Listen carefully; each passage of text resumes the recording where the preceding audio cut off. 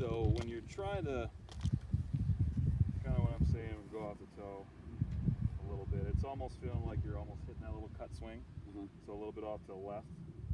So if I set up here, my feet are going to be slightly more open, more off the toe here, more of a neutral position with my hands, not too much forward press, definitely not back. I'm not trying to do a little Phil Mickelson flop or anything.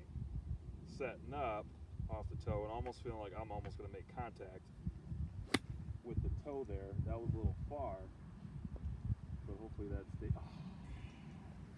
So just do one more. I'll try to go to that first flag here, and making sure almost like the ones where we were thinking about the lower ones, that little, making sure you get contact here rather than that little bit of a drag. Same thing with these, and that causes you to get quicker contact with the surface of the grooves there. Wow, that was the worst thing all day long. That had a weird spin on it. This is what happens when you don't play golf.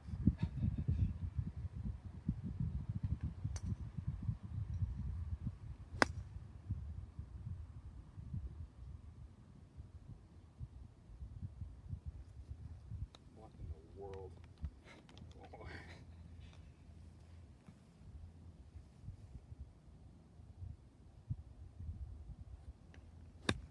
There you go. Do you feel ever like you have any action there?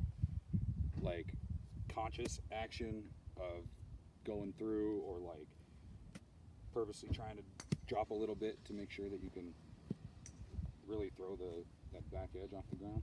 So one thing I like to say, definitely when I'm telling somebody to try to hit a shot like this, you're almost quieting your little lower body a little bit more. Is that where you're going? Yeah, well, because like I know on some of mine, like I feel better if I actually have a little bit of action. Like it forces me to get. Oh, you feel Done. you're feeling yourself drop a little bit. And then going through, like especially for the higher shot, being conscious of after impact, really letting those hands go straight up. So yeah, there's kind of two ways that you can think with short game. It's some people like to get a little bit more wrist movement there, and kind of what you did there, getting that action, making sure you get a more full follow through, and then some don't like to move anything at all. Like if you watch Just the Zach Johnson one piece. Yeah, like Mike Bender, that's all he teaches, and he doesn't teach really anything going forward. He said Zach Johnson that came up a little bit, but he's making sure you're not really using your wrists at all. If you ever watch, you know who Mike Bender is, right? Yeah. If you ever watch him teach somebody, it's like all they are is just straight arms. And I mean, I've listened to a lot of stuff he says, but his students are Zach Johnson, who is a lot of like no wrist movement at all. Is one piece, one plane. Who else is he? I don't think he really has that many people anymore, unfortunately.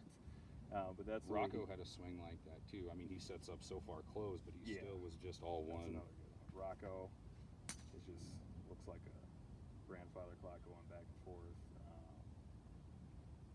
This is sad, but yeah, there's kind of two ways of thinking. Because like one day I was talking to Brian Carlson over at Walnut Creek, and he teaches, and the way we were talking one day is getting those hands and then going forward. But I feel like what I just did there Is what's going to happen. it's going to happen more or less, and it's not as consistent. Yeah.